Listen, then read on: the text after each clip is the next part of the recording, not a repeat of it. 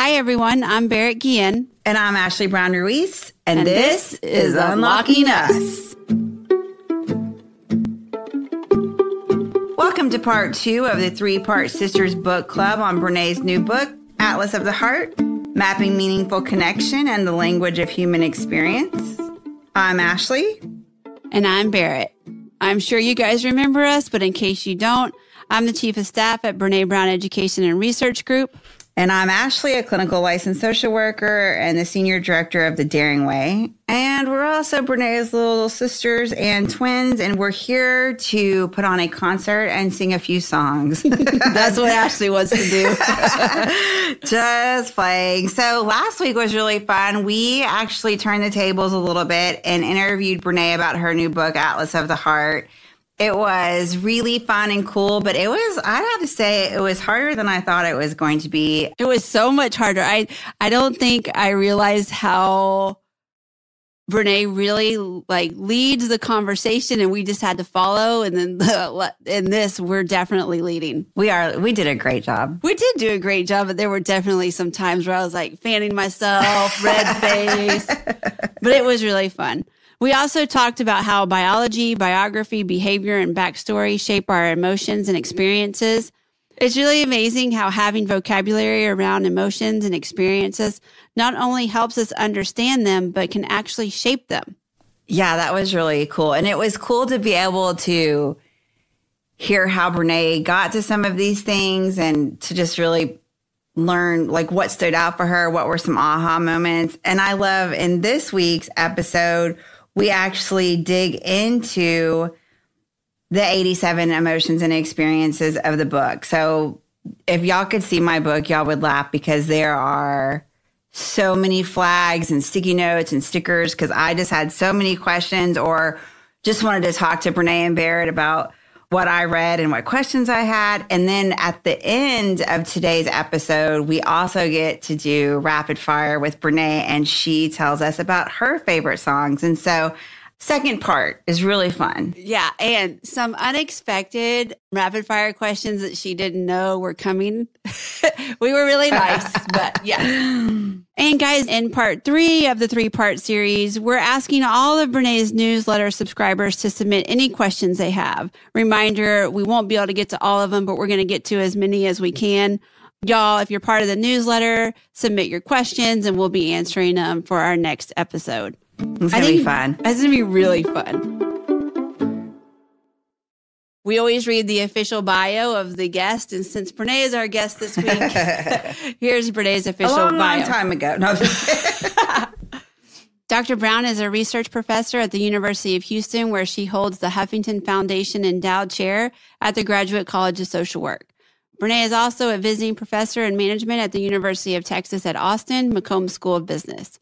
She spent the past 2 decades studying courage, vulnerability, shame, and empathy. She's the author of 5 #1 New York Times bestsellers and is the host of the weekly Spotify original podcast, Dun Dun Dun, Unlocking Us, and Dare to Lead. Brene's books have been translated into more than 30 languages, and her titles include Dare to Lead, Braving the Wilderness, Rising Strong, Daring Greatly, and The Gifts of Imperfection. Most recently, Brene collaborated with Tarana Burke to co-edit You Are Your Best Thing, Vulnerability, Shame, Resilience, and the Black Experience. And now we have Atlas of the Heart. That's right. Her TED Talk on the power of vulnerability is one of the top 5 most viewed TED Talks in the world with over 50 million views. She is also the first researcher to have a film lecture on Netflix, The Call to Courage. Special debuted on the streaming service in April 2019. That was a fun trip. That was fun. Brene lives in Houston, Texas with her husband, Steve, and they have 2 kids, Ellen and Charlie. And a dog named Lucy. Yeah, weird Lucy. Let's jump in. Okay, guys, we're back for episode 2 of the book club. Don't forget, for episode 3, we're going to be answering your questions, but more to come on that. Now we're back with Ashley. And we're interviewing Brene. And I am Barrett. Wow. I mean, she sounds like, hey, guys and gals, dudes and dudettes. Oh, Grease. Yeah. On the dance floor. Oh, my God. That's what you sound like. Very suave. Okay. Rico. One day, maybe we could talk about my practice ESPN commentating. Yeah. Is that like a dream? No, we did that. Whenever you send us on our brand tour in Atlanta, and we went to the College Football Hall of Fame. They have like an ESPN desk, and we all took turns commentating, and I did well. I think Murdoch has one too. Oh my God. I have one of Murdoch, and I have one of me. I bet you were really good. Yeah, it was fun. I like it. Okay. Oh, speaking of sports, did you see that your Liverpool coach got a yellow card today for arguing on the sideline? I'm sure he was right. As you walk. No, just kidding. Oh, let's do Through it. the valley of the shadow of Jeez. Okay, so last episode, we talked about the book. Brene shared some insights on her writing, on the research, and now we're going to dig into the nitty gritty of some of these emotions and experiences. So the first one that we want to talk about, Brene, is stress and overwhelm. Oh, yeah. I'm like, I have no idea. Like, they've been prepping without me. So I'm like, it's a She knows none of the questions. It's like a real interview up in here. Okay. Stress and overwhelm. So it comes from chapter 1, places we go when things are uncertain or too much. And this is a real book club, guys. We're going to turn in pages our 4 book, to 6. pages 4 to 6. The first rule of book club, there is no book club. Okay. Can you elaborate? Say more. I don't know what you're talking about. Oh, you know? She missed the movie. Oh, Fight Club. She didn't get the memo. The first rule of Fight Club, there is no Fight Club. Oh, no. Yeah, Okay. no, I'm not a great movie watcher. Okay. Well, I would never see that movie because it's way too violent, but I do know the cultural references. I'll learn. Just that one. So stressed and overwhelmed. I think the thing that I learned the most about these words are when we use, I say I'm overwhelmed all the time. Do y'all? Yeah. Yes. And again, from the first podcast we did, language doesn't just communicate emotion, it shapes emotion. It triggers all kinds of reactions in our body. So when we say we're overwhelmed, it's really telling our body things are happening too fast. We can't handle them. Shut down.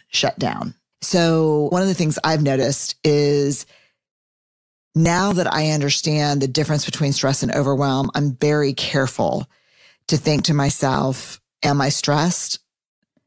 Or am I at the extreme end of stress, which is overwhelm? Or am I overwhelmed? And one of the things that the literature was really clear about is that the only cure for overwhelm is really nothingness. And so I think you've seen me bear it since I wrote the book. I'll say, you know what? I'm overwhelmed. And I walk out of here and I go straight to the parking lot. Mm-hmm. And I just walk circles in the parking lot for 10 or 15 minutes. And then I can come back and try to reset. I tell a story in the book how waiting tables for Papa's. So it's a Houston-based family-owned group. So Papado, Papacitos. Am I forgetting any of them? Papa Mia, Papa's Steakhouse. Burgers. Yeah. Papa's everything now. But you say barbecue. She's back in Greece. Papa's barbecue. Yeah, no, it's so good. So I worked for Papa's for maybe six years, I think, through undergrad and partly in graduate school. And one of the things that I have compared in the book, I've used the analogy of being in the weeds or being blown at work. And so when you're in a restaurant situation and things are really crazy, I might run into the kitchen and be like, oh my God, y'all, I'm in the weeds. Ashley, I need you to take tea to tables 2, 4, and 7. Barrett, can you take bread to tables 1 and 3? And while you're out there, can you check to see if, table 9 has put their card out, for me to run their tab? That's in the weeds. And I think that's stressed. Here's the definition, the research definition of stress. We feel stress when we evaluate environmental demand as beyond our ability to cope successfully. This includes elements of unpredictability, uncontrollability, and feeling kind of overloaded. So we can manage daily stressors. Now, at Papa's and maybe other places, I don't know, if you walked into the kitchen and you just said, Jesus, I'm blown, it'd be a really different situation. Like someone would just come up and grab where you write all your tickets, your pad. Someone would go up to the hostess stand and say, what tables does she have? Because they would believe that they couldn't even count on you. Yeah. To say, here are my table numbers. Like blown is just like, I don't even know what you I don't know need. what's happening. I can't formulate a list that's comprehensive enough for you to even get me out of this. I'm so overwhelmed. Yeah. And then the rule was, at least with the kitchen managers I had, was you either have to go into the cooler, you have to go outside, you have to go sit in your car, but you can't do anything for 10 or 15 minutes. Then you can come back and kind of reset and start. And it was actually like, I have to give it to those folks because as the research shows, the nothingness is the only way to really reset after overwhelm. My favorite definition of overwhelm, here's the research one, that overwhelm means an extreme level of stress and emotional and or cognitive intensity to the point of feeling unable to function. So I think the big difference is we can function in stress. We really can't function in overwhelm. But Jon Kabat-Zinn has my favorite, really like deeply resonating definition of overwhelm.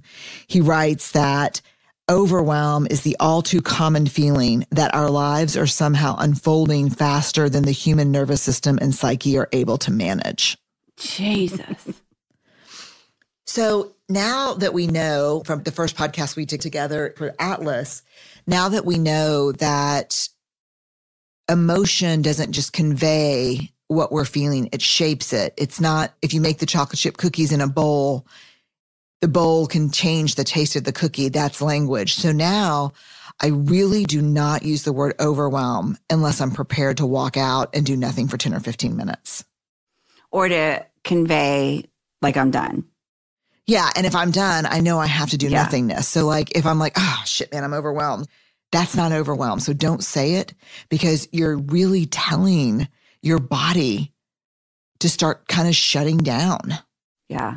I mean, I interchange these words all the time. Same. This was like one of the biggest, well, there were quite a few aha moments for me in the book, but this one specifically. And it's crazy because we use in the weeds and blown at work. We've used it for a long time. We have. But I was even using that wrong. And so like reading this book, it's interesting because even now, if someone that's like reporting up to me or something is blown, now I know how to handle it. Like they can't tell you. No. And if you see that things are not functioning. Yeah. Balls are dropping. And as balls drop, they get more behind and aren't able to reset and pick them up. A lot of times as leaders and sometimes even as parents, we're just like, suck it up. What can I help with? As opposed to, I'm taking everything off your plate. Yeah. For a day, for an hour. And so I've been really talking to Charlie about the difference between stress and overwhelm and just tell him when you're actually overwhelmed, we need to stop. Looking back on the history of Beberg, which is our company, Brene Brown Education and Research Group, how many shitty decisions have we made when overwhelmed? Quite a few. Yeah. Because we should say, do nothing, decide nothing, say nothing, nothing. Yeah. This one really resonated with me. Yeah, me too. Can I just say this to you? Yeah. When I was looking at this, when I was reading the book for the first time, it's really weird because like when I give a talk, I sometimes don't remember what I said because I don't know, it's just a weird energy and I'm like blacked out after it's over. Sometimes I'm like, wow. They're like, yeah, you said that word 3 times and it's, so just get ready for Twitter. But when I was rereading this, let me read this for you. I'm going to start from this beginning. I'm on page 7. Jon Kabat-Zinn describes overwhelm as the all too common feeling, quote, that our lives are somehow unfolding faster than the human nervous system and psyche are able to manage well. Then I write, this really resonates with me. It's all unfolding faster than my nervous system can manage. When I read that Kabat-Zinn suggests that mindful play or no agenda, non-doing time is the cure for overwhelm, it made sense to me why, when we were blown at the restaurant, we weren't asked to help problem solve the situation. We were just asked to engage in non-doing. I don't know that the managers at Pappas had done a lit review on overwhelm, but I'm sure that their experience taught the managers that doing nothing was really the only way for people to successfully come back and be able to go back on the floor. And it's a high pace, hard place to work sometimes. But then I'm seeing mindful play, no agenda, non-doing. And so I really actually think this is pickleball. Oh, God. Yeah. This is pickleball for me, is mindful play, because like I actually played this morning and I maybe played 6 games. And the first 4 or 5 games I played really well. But then as it got closer to needing to like watch time, get home, shower, like what the hell are Ashley and Barrett going to ask me? I missed like 5 or 6 really shots that I don't normally miss because it wasn't mindful play. Like I wasn't in the present, and you just can't do well in that sport. Yeah. I don't know that you can do well in any sport. So mindful play, I think, is something that really helps me. So probably up until a year ago, if we as an organization were overwhelmed, the first thing I would start to cancel is things like pickleball. Yeah. And now I refuse. Yeah. Like you've got deliverables and, big media partners are waiting for things. I'm like, I got pickleball in the morning because I can't. It's my way out of, not only is it my way out of overwhelm, I think about the Nagoski sister podcast about burnout. Yeah. It helps me complete my stress cycles. Yeah. So Love it. helpful. Yeah. Okay, so I'm taking us on our next journey through resentment Oh, Jesus. over here and the places we go and we compare. What page are you on? Page 30. Okay. So this whole little chapter kicked my ass, but I really appreciated when you were talking to Mark Brackett on Unlocking Us, and he said that actually resentment was part of envy. And your reply was, oh, holy shit. So I was just wondering, like, what'd you take away from this part? What'd you learn? And bigger picture, were there other, oh, holy shit moments in this book while you were writing them? Yeah, there were so many. I mean, this was life-changing for me. Resentment is something that, God, it is just, I don't know if I'm wired for it. I think we saw a lot of it growing up. Do y'all? Yeah. Oh, yeah. Ashley, you're making a poo-poo bad cheese face. Not sure what that is.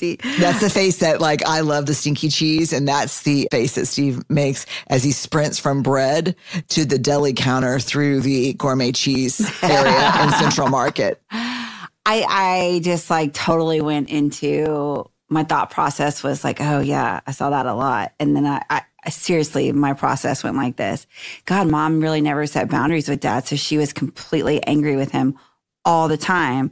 Wonder what that was about. Shit, it was envy. And then you asked the question, I lost that thought process. Oh my God. Surreal up in here. Yeah, it's like, welcome to the fam. That's right. So when we did the Enneagram, so we all went on an Enneagram. What do you want to call that?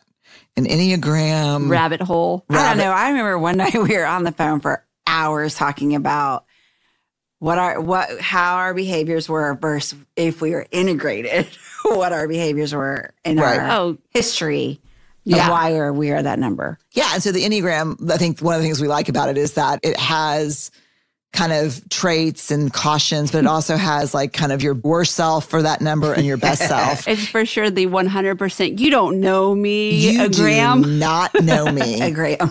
A gram. Yes. And so I remember like the first thing everyone does when they do the Enneagram test is they go online and look at all the memes. Right? Yes. Yeah. And they're just Still piss me off. Yes, but you can't even say anything because they just read you for like total shit. It's so terrible. They're like, because I was going to say, I know they're hard to read the memes, but no one has it harder than the number ones because the number one memes are so bad. And then I saw a meme that said, oh, the poor number ones think their memes are the very worst. I like living over here in Mamsy-Pamsy land with number 6s. Can't get their shit together because they're scared of everything. I mean, I saw this. Let's just pause for a second and take y'all on a little brief side trip down the shitty-ogram because, okay, first of all, I see this meme for number ones on the Enneagram, which I'm totally a number one, because of the painful truths that were revealed in our first podcast, okay? Why it was so hard to write this book. Yes. I was hyper vigilant in taking care and controlling this environment as best I could. But so the first thing I see is there's like a little like robot guy. It's like the two robot people.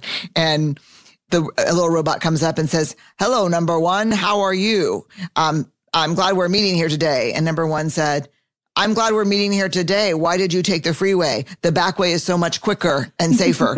And then the other person goes, I'm not sure. Yes, you wasted a lot of time taking that. And that is not the best color on you. You should get that shirt in blue. I was like, fuck you. But then the meme that really ties to this is there was this meme on Instagram where it was a bird. I know you're laughing at me, not with me. Actually, you're spitting out your drink. Now she's wiping her mouth. That's how much she's laughing at me. That there was this bird and its wings were down tight against its body and its head was lifting up and it was just like flying through the air like, you know, and it said, number 1 on the Enneagram, fueled by nothing but rage and resentment. And I was like, I'm not that bird. You don't know me. You don't know me, but I am kind of that bird. And I thought, man, I really struggle with this resentment. So I'm doing this podcast with Mark Brackett and we're getting ready to go on, start recording. And before we start recording, I said, hey, can I just ask you a personal question? Like not a personal question, but like a question personally for me. And he said, sure. And I said, resentment is part of the anger family, right? Because we all know from the very first podcast we did on the book that anger was our allowable emotion to feel growing up. And he goes, no. Resentment's not a function of that family, the anger family. Resentment is from the envy family. I mean, I could barely make it through the podcast. I was like, what does that mean? And so I would get resentful when I'm like working 60 hours a week and then I see someone like taking a day off or on vacation or, and then what I realized is I'm not mad because you're resting. I'm mad because I'm bone tired and I want to rest. But unlike you, I pretend like I don't need to. I'm not furious that you're okay with something that's really good and imperfect. I'm furious because I want to be okay with it, but I let my perfectionism drive me into the ground. Like your lack of work is not making me resentful. My lack of rest is making me resentful. So now when I feel resentment creeping up, I really try to say the first thing is, what do you need that you're not asking for? How are you not taking care of yourself right now? And so, boo. Yeah. That went and kicked my ass a little. Yeah, that one's hard to put into practice for sure. I feel though, like knowing that it's part of envy makes it better. I don't know if it's easier to practice, but it is definitely a different lens that you're looking through.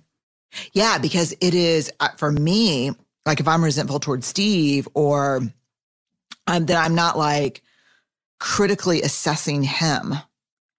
It's internally focused. I'm like, what's going on with me?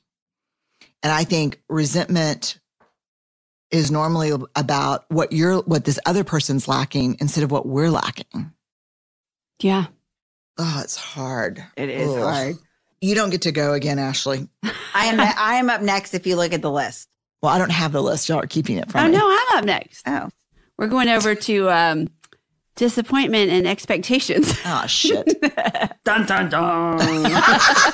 You're welcome. We can go over to page 43. What is that little duck from what show? This is serious. I don't know either. Okay. Is that a backyard page? again? No, it's the Pets where there was the duck and the... Oh, yeah, with the boat. It's like not cartoon, but not real. Yeah. And there were like hamsters or gerbils or something. Yes. Oh my gosh, what was that? This is serious. Yeah. Same time as the Backyardigans, I think. Yeah. What page, Bear? We're on page 43. Okay. Disappointment and expectation. Oh, I got a lot of markies on this page. A lot of stickers. Yeah, so the tons of definitions of disappointment, but the one that emerged from our data was disappointment is unmet expectations. The more significant the expectations, the more significant the disappointment. This bolded sentence down here in the bottom paragraph that says, when we develop expectations, we paint a picture in our head of how things are going to be and how they're going to look. Mm-hmm. Let me just keep reading. Sometimes we go as far as to imagine how they're going to feel, taste, and smell. That picture we paint in our minds holds great value for us. We set expectations based on not only how we fit into that picture, but also on what those around us are doing in that picture. This means that our expectations are often set on outcomes totally beyond our control, like what other people think, what they feel, how they're going to react. The movie in our mind is wonderful, but no one else knows their parts, their lines, and what it means to us. Boo. It's so hard. I mean, just keep going on. When the picture or movie fails to play out in real life, we feel disappointment. And sometimes that disappointment is severe and brings shame and hurt and anger with it. It's a setup for us and for the people involved. Disappointment takes a toll on us and our relationships. It requires considerable emotional bandwidth. But what it really requires, what I took from this, is that it really requires for you to ask for what you need and ask for what you want. Yes. I mean, that's so not easy for me. Yes. Examined and expressed expectations. I mean, y'all know this story. I think we've even talked about it on the podcast where Steve and I were newly married and I woke up in the morning on my birthday and we lived in this like 2-bedroom, 1-bath, but it was upstairs, downstairs. And you remember that one? Yeah. That I remember that we lived in. And I came like tumbling down the stairs waiting to see like balloons or some kind of like, and there's nothing. And I was in counseling. I was seeing a therapist at the time. And I was so hateful to him when he got out of the shower. I was just like, I didn't even speak to him. I was so, he's like, happy birthday. And I'm like, yeah. I was just so pissed. And I told the therapist, I said, I come from a family that makes a big deal out of birthdays. And I cannot believe there were no balloons or no signs or a card out or decorations. And she's like, well, did you ask him or tell him what you need and what would be meaningful to you? I was like, no, if I have to ask him, then it's not worth it. Like that's the sign that's probably killed 1 million relationships. If I have to ask, fuck off. Mm-hmm. And she goes, I think if you're not asking, then you don't think it's worth it. You don't think you're worth it. You do not know me. No, sir. No, sir. Sit the fuck down. Yeah. Yeah. I was like, what? And it was, I just remember I said, if I have to ask, it's not worth it. I was so smug. And she goes, I think if you're not asking, you don't think you're worth it. Let me tell you the rest of that story. She didn't really stay curious there with you, did she? No. Your people did me dirty. No. And so I told him that day that it really hurt my feelings and that birthdays were a big deal and presents were a big deal. And the next morning, I had like a little thing on the table for my birthday. And he had bought me a skirt at Express that I really, really loved. But we were so broke. I was in graduate school. He was in medical school, broke. He had pawned his guitar for it. Oh my gosh. I wore that skirt every day. And you're still married to him. Yes. Yeah. Yeah. Oh, geez. He'll say to me sometimes, I'm happy to be in your movie. I'll need a copy of the script before we start. Oh, Maya was reading that part because I've heard you say that with your sisters before. It's true. It is true. Yeah.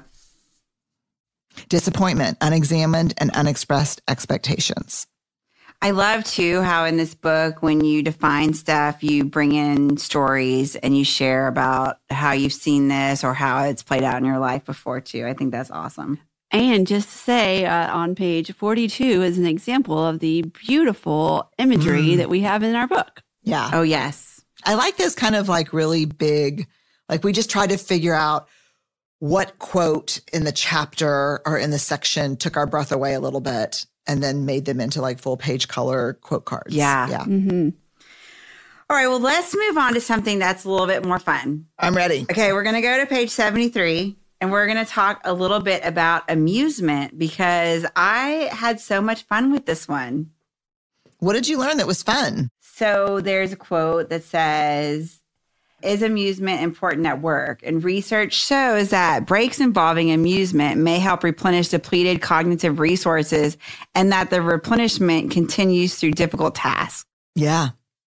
And then so I was thinking like, what are examples of amusement? How could we do that? Like, when do I feel amused? And so it was just a really cool moment for me, but to also see not only how it plays out in my life, but how you can take it into work or even if you're at school. Like when I thought about teaching kindergarten and how we would do something, but then we'd stand up and do a dance or something because that was built in for younger kids. But then when we get older, it's really not. It's true. Mm-hmm. Yeah. I mean, it's a really great point. I'm going to go back and read this definition just for the folks listening. The etymology of amusement is interesting. The word dates from the late 1500s when it meant a pleasurable diversion from work or duty. According to researchers, amusement is connected to humor and includes elements of unexpectedness, incongruity, and playfulness. It's typically seen as a brief spike in a person's level of cheerfulness, lasting only a few seconds. The definition of amusement that aligns with our research is pleasurable, relaxed excitation. Is that how you say that? I would have gone with you on it. I wouldn't have questioned you. Let me just say it again.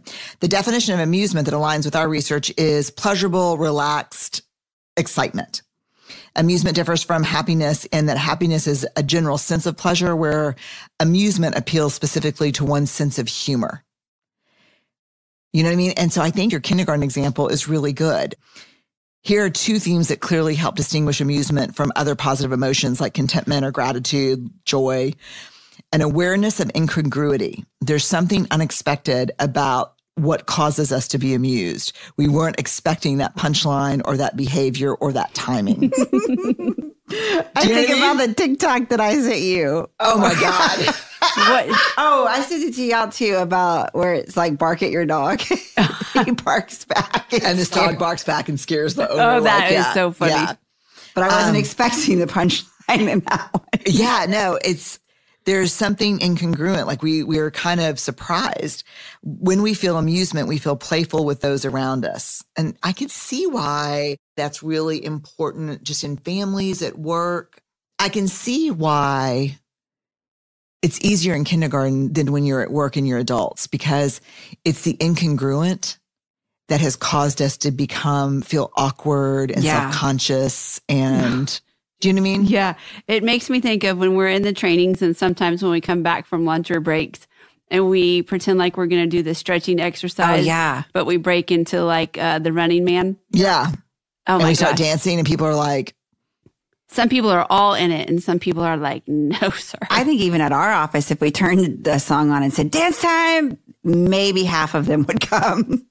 Yeah, because I think in order for something to be amusing to someone based on the definition, it has to be funny. Yeah. And that's why I think people say, I am not amused. Yes. I mean, when I read that in the book, I read it with that tone. Yeah. Like someone was saying it like that. Like just crappy. Yeah. Like if I if I caught a frog between like that big ditch behind our house growing up, like if I caught a frog and then like put it under something and Jason opened it and was scared and then the frog got away and then he and I are laughing trying to catch it and mom would be like, I am not amused. Yeah. Yeah. Like this is not funny. Yeah. Although she probably would. Yeah. For you. So before we move away, what would be a fun example of amusement like at work for a team or something? Is our B-Berg at the bar checkout questions part of that? I think those are really fun. Yeah, we do like a company-wide meetings twice a week, and we come up with y'all come up with really good checkout questions. It's just randomly assigned to people that usually they try to pick some people that don't work together very often, and so yeah. I have a really good one. I can't wait to be called next. Oh, that's good. It's actually my team. I guess I could ask to be chosen. Cheater. Okay, let's move to page 128.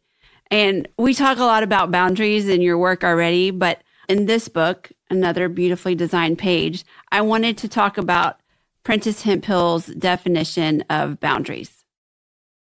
They're amazing. They are amazing. I mean, yeah. So Prentice Hemphill writes, boundaries are the distance at which I can love you and me simultaneously. Oh my goodness. It's so powerful. Oof. Yeah. I think people don't understand the relationship between boundaries and love.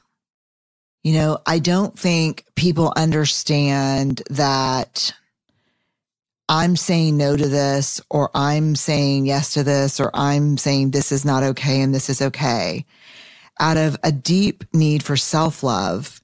And I'm choosing something to say and ask for something hard to be able to maintain a relationship with you. Yes. That's why I think in the parenting research, I was just thinking about this because we just did that parenting talk recently, that one of the surest ways to undermine connection with our children is to say no just because we can. Just to say you can't do this, or no, or yes, you are going to do this because I have more power and authority than you.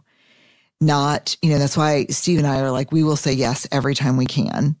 And when we can't, we'll explain it. And if you need another explanation, we'll try to reframe it and explain it. And then, then we're done, unless you really don't understand. But I think boundaries is ultimately very much what Prentice writes. It's a way that I can continue to love and respect myself and love and respect you.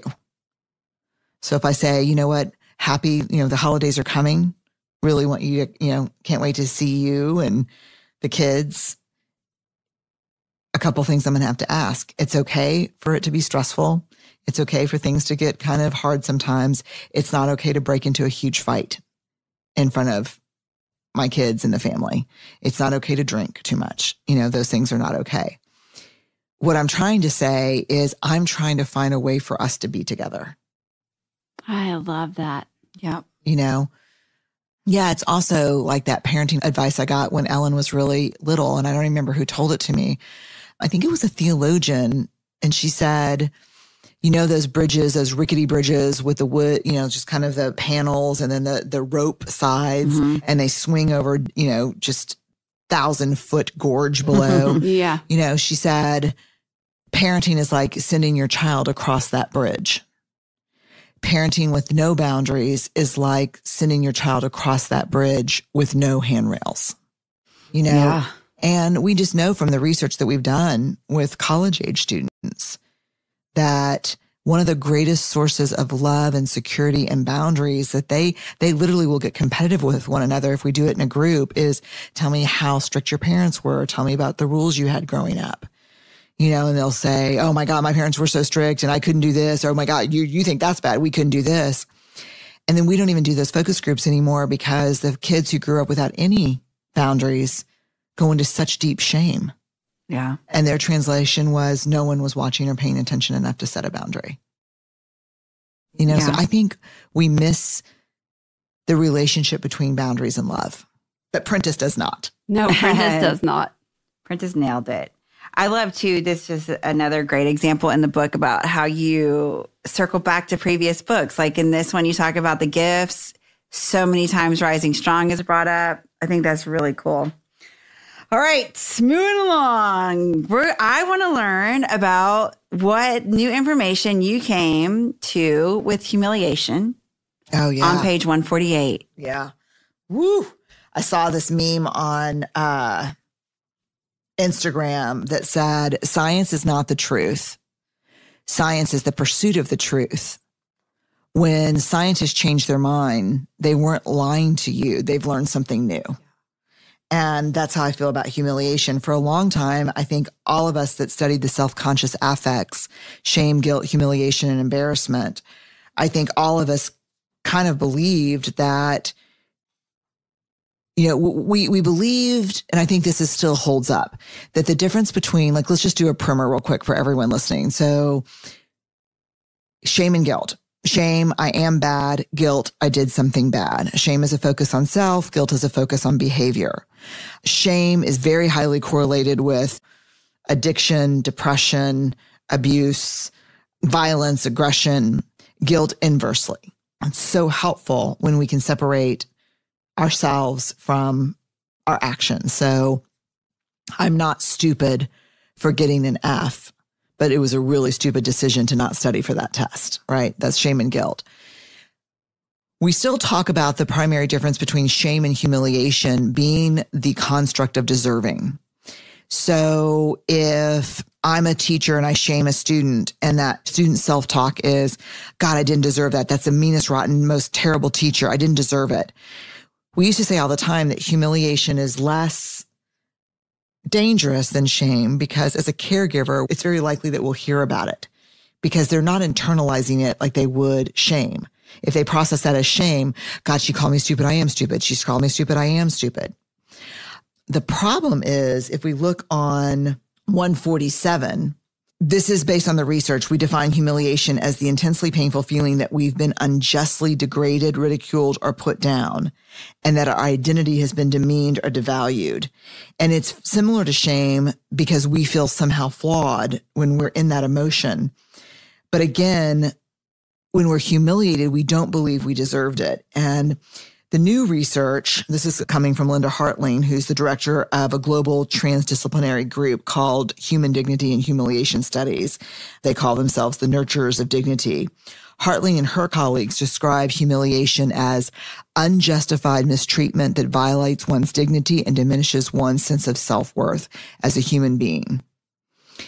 So a collection of studies has really challenged my thinking about how detrimental and dangerous humiliation is. So in 2003, Susan Harder and her colleagues issued a report that examined the media profiles of 10 prominent school shooters between 1996 and 1999. And they reported that in every case, the shooters described how they had been ridiculed, taunted, teased, harassed, and bullied by peers because of appearance or social or athletic behavior. They were spurned by someone in whom they were romantically interested or put down in front of other students by a teacher maybe or a school administrator. And that all of these type of events led these kids to experience profound humiliation. That report prompted a series of studies by Jeff Ellison and Susan Harder that found links for peer rejection, humiliation, depression, and anger with both suicidal and homicidal ideation. It's crazy. Yeah. More important, perhaps, their research suggests that bullying alone does not lead to aggression. Instead, individuals who are bullied become violent specifically when feelings of humiliation accompany the bullying. I just think this has tremendous implications for how we think about humiliation and how often humiliation is an attack against a social identity, ethnicity, race, sexual orientation. This makes humiliation dangerous. Yeah. You know, and so I think we're getting a clear and clear sense of the relationship between humiliation and violence. Yeah, you write about it in the middle of page 149, the second paragraph. You want to read it? This connection between humiliation and aggression/violence explains much of what we're seeing today, amplified by the reach of social media. Dehumanizing and humiliating others are becoming increasingly normalized along with violence. Now, rather than humiliating someone in front of a small group of people, we have the power to eviscerate someone in front of a global audience of strangers. Yeah. And I just think there's a level of brutality to humiliation that, again, because of social media, but also just, I don't think we've seen what we're seeing today.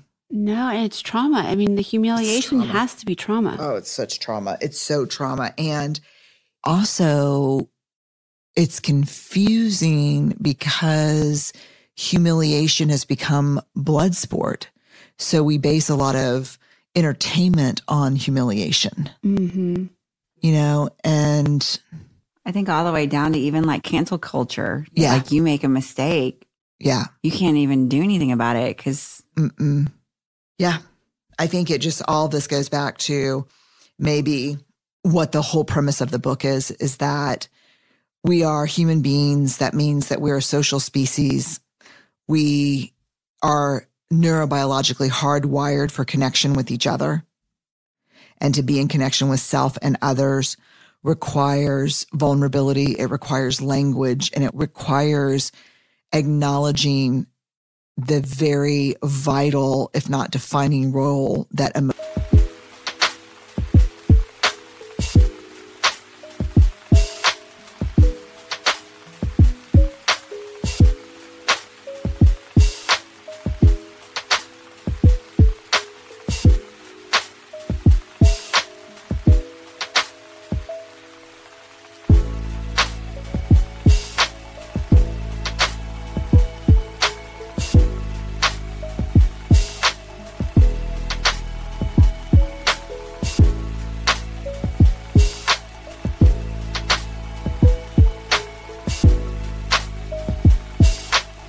emotion plays in our lives. Just so many things that I appreciate about Atlas is just the continuous learning that I feel like every time you come out with a book, I'm always holding my breath a little bit because I'm like, I wonder what it's going to say. But also just so full of excitement around the new learning that we get to take with us. So, yeah. And this book too, I mean, I imagine that it was really fun for you because there's a lot of research in it, and I know you enjoy that. But just how beautiful it is, and just the concepts that you have started talking about a long time ago and are bringing in new research and stuff to support that is really cool. I know you said it was life-changing to write. It was life-changing to read. And to give our thank you for the gift of being able to really say how we feel and the ability to explain it in a way I think that we've been confusing ourselves for years. Yeah. And I think it's also, I appreciate your kind words, and there'd be no book without y'all. So let me just. As case studies or as sisters? Good call. Good point. No, as, co-collaborators, like I think no one writes a book, any kind of book, without a bunch of people helping and supporting and doing. And no one writes this book without a shit ton of people. So yeah. And y'all are my people. Thank you. Yeah. And we have such an amazing team. The team. Do such an amazing job. Every single person, all 30 people that work for B. Berg have touched this book in some way. But guys, right turn to rapid fire. Oh my God. It's like, okay, so have you ever seen those TikToks of kids coming down the stairs 100 miles an hour, either sliding like on their bellies with their hands in front like Superman, or sliding backwards? Like, this is the face that Ashley and Barrett would get at the top of the stairs when my parents would say, go on Christmas morning. Yeah, I'm scared. Okay. Do you want to do odds and I'll do evens? Okay, great. Fill in the blank for me. Vulnerability is being brave with our lives and our hearts. You are called to be very brave, but your fear is real and you can feel it right in your throat. What's the very first thing you do? Pray. What is something people often get wrong about you? I don't know. What is something people often get wrong about me? What do y'all think? I can only think of things like people will say on social media and stuff that hurt my feelings. And then I'm like, that's not true about me, but I don't want to that's not. Yeah, that's not people who even know you. Yeah. I went to the same place around social media comments that I've seen that I just want to be like, I'm not sure people know what a silly side you have. I'm not silly. No. Yes, you are totally silly. Or what great dance moves you have. Yeah. Yeah.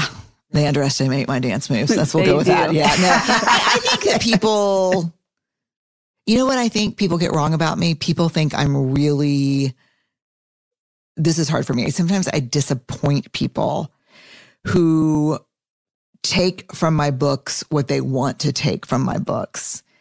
And they kind of dehumanize me in the process and don't realize that, just help me on my spiritual journey and shut up about Black Lives Matter or white supremacy or immigration policy.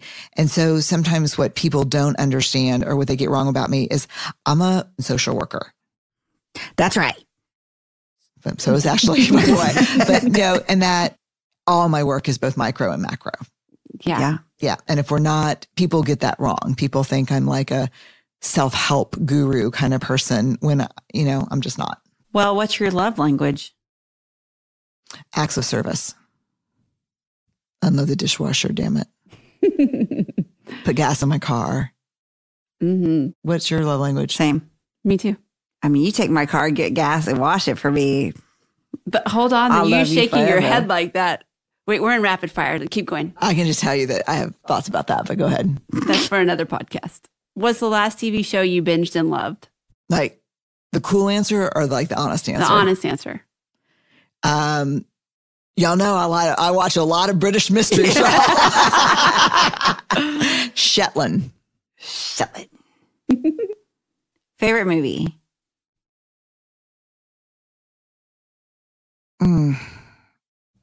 They couldn't be more different, but it's probably a tie for The Color Purple and The Sound of Music. A concert that you'll never forget. You too. Oh, yeah. That's neat. One of many U2 concerts. Yeah. Favorite meal? Golly.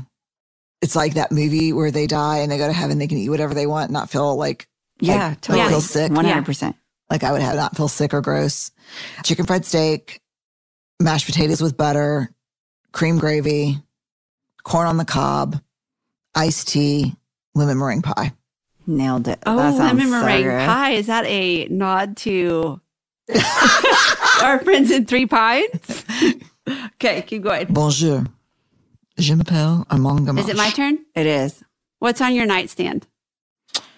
A heating pad, a pickleball heating pad, lip gloss, not lip gloss, but like Balm. lip balm, moisturizer, a lamp, a cord for my watch, a cord for my phone, and like 64 books.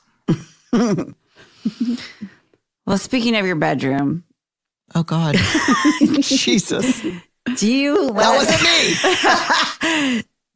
do you let Lucy sleep in bed with you when Steve's out of town? They're so excited to ask me this. No, I do not. Oh, are you sure? I'm 100%. Lucy could talk. If Lucy could talk, she'd say, hell no, she doesn't. I sleep in a crate on the floor next to the bed. Okay, here's your next question. Why do you think that you and Chaz always lose to me and Ashley at euchre? That's a bullshit question. I'll tell you why Chaz and I always lose in euchre to y'all. And first of all, we don't always lose, Yeah. but it's Chaz. No, It is. It is. And I'll tell you why.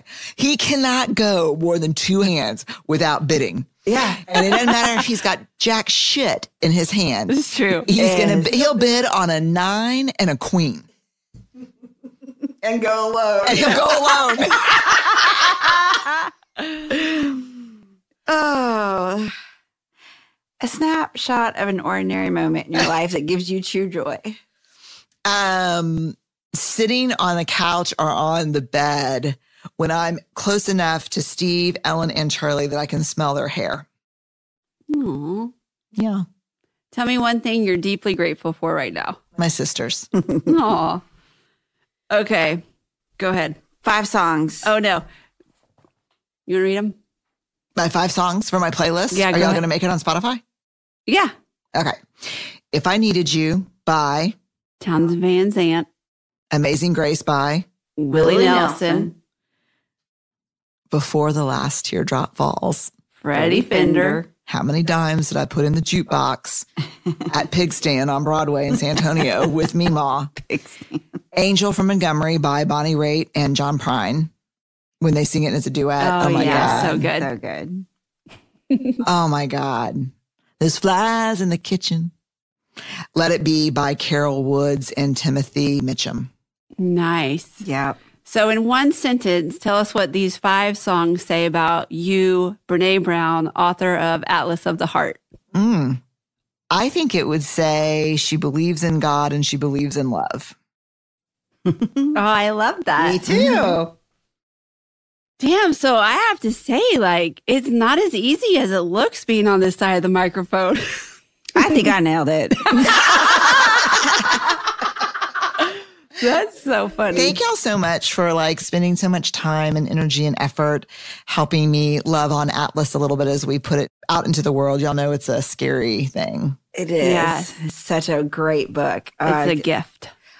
I can't read it with Amaya because she would read it really fast, and I like to read everything like 3 or 4 times. And she's like, turn the page. No, I'm still reading. It's so good. I can read it over and over. Thank you. Well, you probably will. I know. Yeah. All right. Thanks, y'all. Thanks, y'all. Well, that was fun. It was so fun. I just wish we could ask all the rapid fires to everybody that comes on. I know. And I like that they're the same questions, but I also think it'd be fun to just like throw in a couple. But I don't want anyone to throw in a couple on me. Yeah. We'll just do it on them. Exactly. Get ready again to join us next week where Brene and Ashley and I answer your questions that you submit. Guys, We have received so many questions. We just went out with the email blast last week. Today's Monday, so I'm trying to figure out when we sent it out. It was on Friday. And we got like 700 questions in the first 2 hours. So we're really excited to dig in. Yeah. You can find Atlas of the Heart, Mapping Meaningful Connection in the Language of Human Experience, wherever you like to buy books. And we will put a link on our episode page. You can find Brene online on Instagram, Twitter, Facebook, and LinkedIn at Brene Brown. Oh, we TikTok? Oh, yeah, guys. Knock, knock, knock. Guess who's on TikTok? We'll have to make sure we add that here. Yeah, we'll also put the links up on the episode page so y'all can find them there. Remember, every episode of Unlocking Us and Dare to Lead have episode pages on BreneBrown.com where we have resources, downloads, and transcripts. You can sign up for our newsletter there too. Dare to Lead podcast is also available only on Spotify every Monday, and it's free to everyone. We're so grateful that you're here with us. And it was such a fun experience to turn the tables on Brene and actually interview her. We'll see you guys next week right here only on Spotify. Until then, thanks, friends. Stay awkward, brave, and kind. Unlocking Us is a Spotify original from Parcast. It's hosted by me, Brene Brown. It's produced by Max Cutler, Kristen Acevedo, Carly Madden, and Tristan McNeil, and by Weird Lucy Productions.